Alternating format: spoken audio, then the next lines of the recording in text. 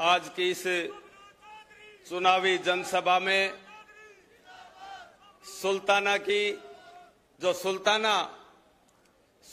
हाथीराम जी के नाम से बसा हुआ है, मैं उनको नमन और श्रद्धांजलि देते हुए हमारे बीच इस चुनावी जनसभा में हमारा सौभाग्य है कि इस उपचुनाव में पहले नामांकन के समय और आज 9 तारीख को 13 तारीख को मतदान होना है। 9 तारीख को दोबारा हमारे बीच हमें उत्साहवर्धन करने के लिए, हमें एनर्जी देने के लिए हमारे प्रदेश के ऐसे मुख्यमंत्री जिन्होंने दशकों की हमारी एक ऐसी मांग थी, कई दशकों की हमारी मांग थी, शेखावाटी के लिए तो वरदान साबित हुए आदरणीय भजन लाल जी शर्मा, हमारे प्रदेश के प्रदेश अध्यक्ष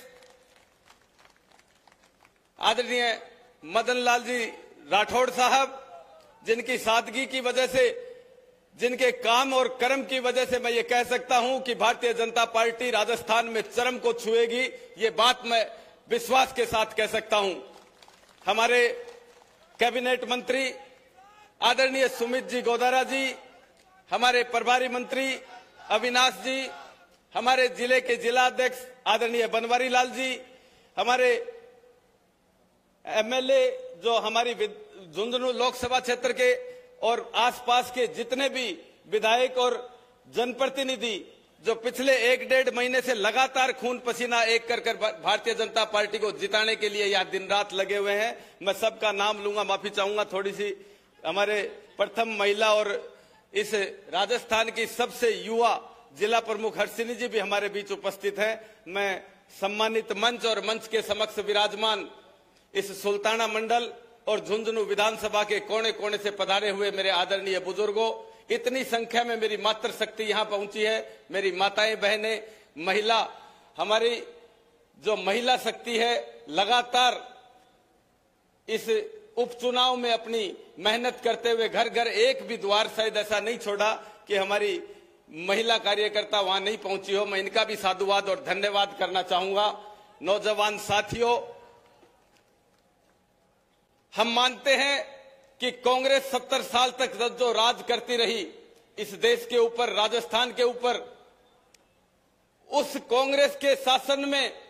हमें झूठे दिलासे दिए जाते थे और ये 10-11 महीने में हमने महसूस किया है कि हमारे आदरणीय मुख्यमंत्री जी ने कम से कम शेखावाटी के लिए तो एक ऐसी सौगात हमें दी है जिसकी हम कल्पना नहीं कर पाते थे। लोग बाग हमेशा चुनाव जब आते थे तो हमें लॉलीपॉप देके चले जाते थे। मैं इनको सदियों तक इस बात के लिए, ऐतिहासिक काम के लिए याद रखा जाएगा। मैं सबसे पहले तो इनका धन्यवाद ज्ञापित करना चाहता हूं पूरे झुंझुनू विधानसभा की जनता की तरफ से। और ये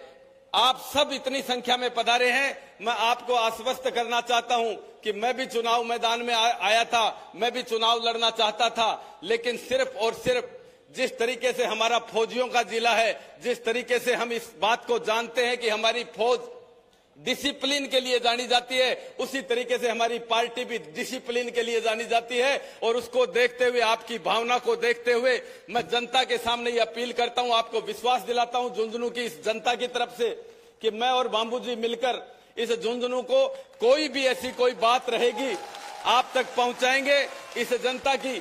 सेवा रात दिन करेंगे और ये जनता आपको ये उपचुनाव का तोहफा सबसे पहले राजस्थान में झुंझुनू की विधानसभा का देगा। इन्हीं शब्दों के साथ मैं मेरी वाणी को विराम देता हूं और झुंझुनू के परम सम्मानित सभी नागरिक बंधुओं से ये कहना चाहता हूं कि 13 तारीख को जो 2 ऐसे नेता हुए, जो अभी बिशंबर जी भाई साहब बता रहे थे कि हमने 2 पीढ़ियां देख ली, अगर तीसरी पीढ़ी हमारे ऊपर आ गई तो हमारा विकास नहीं होना, हम उसी ढर्रे से चलेंगे। इसका मौका 13 तारीख को है। आप सबको वंदन और प्रणाम करता हूं। जय हिंद, जय भारत।